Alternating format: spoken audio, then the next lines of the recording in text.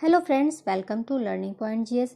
Friends, आज हम करने जा रहे हैं सीटीपी का सेकंड पार्ट, जो है हमारा बाल विकास एवं शिक्षा शास्त्र। ये वीडियो हमारी टीजीटी, पीजीटी, पीआरटी, एमपी के लिए या super TET, STET, CTET, KVS etcetera जो भी एग्ज़ाम होते हैं जहाँ पे सीटीपी आती है, उन सब के लिए बहुत इंपॉर्टेंट है। स्पेशली आज हम करेंगे एमपी के एग्ज़ाम को ध्यान में रखते हुए as a important questions. Friends, MP के एग्ज़ाम को ध्यान में रखते हुए भी हमने आज की वीडियो प्रिपेयर की है। लास्ट वीडियो में हमने काफ़ी पॉइंट्स कवर किए थे, क्वेश्चंस भी कवर किए थे। चलिए स्टार्ट करते हैं आज की वीडियो। आज का पहला टॉपिक हम ले रहे हैं विकास को प्रभावित करने वाले कारक, फैक्टर्स इफेक्टिंग ग्रोथ। जो हमारे ऐसे फैक्टर्स जो हमारी ग्रोथ, जो बच्चों की डेवलपमेंट है, उसको जो इफ़ेक्ट करते हैं, उनको पॉइंट टू पॉइंट हम देखते जाएंगे। दोस्तों, विकास को प्रभावित करने वाली अलग अलग अवस्थाएं होती हैं, अलग अलग कारक होते हैं। इनकी वजह से बार बार जो विकास का क्रम है वो प्रभावित होता है।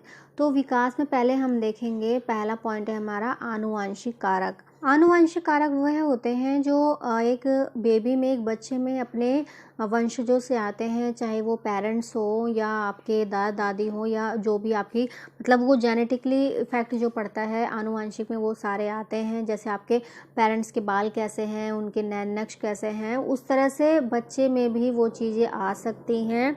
तो ये सब आते हैं आनुवंशिक कारक में। सेकंड पॉइंट हम ले रहे हैं, सेकंड पॉइंट है हमारा पर्यावरणीय कारक, जो हमारे इन्वायरमेंट से जो चेंजेस बच्चे में आते हैं, इसमें वो सारे आएंगे। पहला है जन्म पूर्व परिवेश की परिस्थितियाँ, यानी आपके जब आपका जन्म हुआ, जो बच्चे का जन्म होता है, उस टाइम उसका जो इन्वायरमेंट है, एटमॉस्फेयर है, आसपास का माहौल जो है, उसका इफ़ेक्ट बच्चे के ऊपर पड़ता है।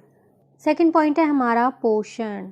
पोषण बहुत महत्वपूर्ण होता है बच्चे की वृद्धि और विकास के लिए। एक ये महत्वपूर्ण भूमिका निभाता है।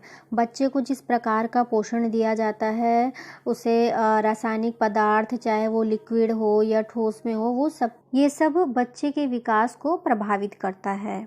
अगला है हमारा शारीरिक विकास तथा रोग। आनुवंशिक या जो पर्यावरण है, जैसे कोई हादसा हुआ हो, इस प्रकार के कोई भी किसी भी हादसे से ग्रस्त हो कोई बच्चा, तो उसके शारीरिक विकास को वह प्रभावित कर सकता है। फोर्थ पॉइंट है भौतिक पर्यावरण। ये ज़रूरी नहीं होता किसी के लिए, लेकिन बहुत इम्पॉर्टेंट ज़रूर है, क्योंकि इसी से बच्चे का नॉर्मल विकास होता है, नॉर्मल डेवलपमेंट होती है। कैसे होती है? किसी भी बच्चे को शुद्ध जल, शुद्ध वायु और शुद्ध सूरज का जो रोशनी मिलती है, वह उनके ग्रोथ के लिए, उनके शारीरिक विकास के लिए एक महत्वपूर्ण भूमिका निभाती है। नेक्स्ट है बुद्धि। जो बुद्धि होती है बच्चे के विकास में महत्वपूर्ण भूमिका निभाती है। कैसे निभाती है?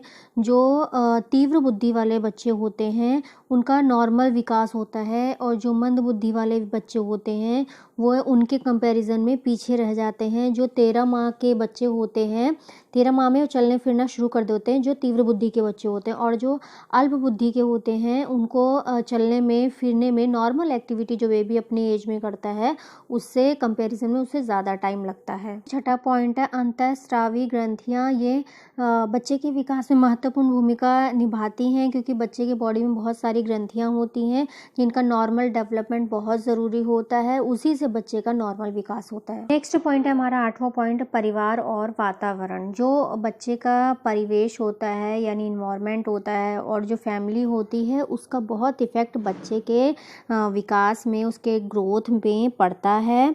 अगर बच्चे को शांत और सुखद वातावरण मिलेगा, तो उसी तरह से बच्चे का डेवलपमेंट भी होगा। अगर दुख है या कष्ट है, किसी प्रकार की ऐसी प्रॉब्लम है जो बच्चे के माइंड पे गलत इफेक्ट डालती है, तो उसका इफेक्ट ज़रूर पड़ता है। नेक्स्ट है नाइन्थ पॉइंट हमारा, परिवार की सामाजिक एवं आर्थिक स्थितियाँ। जो बच्चे, जिनको अच्छा परिवार, अच्छी सामाजिक परिस्थितियाँ या आर्थिक स्थितियाँ उनकी अच्छी हैं, उनका डेवलपमेंट कंपैरिजन जो निम्न परिस्थिति में पले बच्चे हैं, उनसे बेहतर होता है, और वो देखने को मिलता है उनके जीवन में। भी हमने किए हैं विकास को प्रभावित करने वाले कारक, फैक्टर्स इफेक्टिंग ग्रोथ।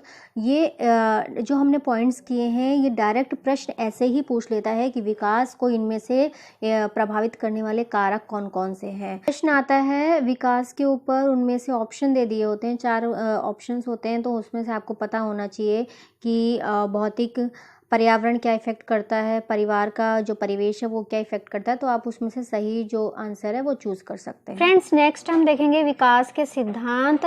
फ्रेंड्स हम बीएड में साइकोलॉजी को बहुत डीपली पढ़ते हैं, तो हमें यहाँ पे एग्जाम के पॉइंट ऑफ व्यू से पढ़ना है, ना कि बहुत डीप जाना है।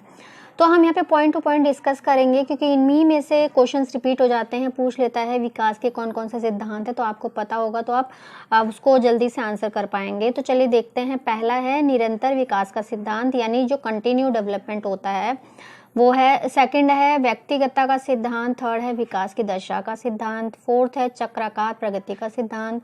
फिफ्थ है परस्पर संबंध का सिद्धांत। सिक्स्थ है समन्वय का सिद्धांत। सेवंथ है विकास क्रम सिद्धांत। एट्थ है एकीकरण का सिद्धांत। नाइन्थ है वंशानुक्रम वातावरण का सिद्धांत। फ्रेंड्स अभी हमने देखे विकास के सिद्धांत। हम एग्जाम के पॉइंट ऑफ व्यू से पढ़ रहे हैं, इसलिए बहुत डीपली बहुत थ्योरी नहीं पढ़ेंगे। थ्योरी तो हम बीएड में भी पढ़ लेते हैं, आप सभी को पता है। तो हमने सिर्फ ये रिमाइंड करना है कि विकास के सिद्धांत तो कौन कौन से है, ताकि हम एग्जाम में जब बैठे तो हम उसको रिमाइंड कर सके।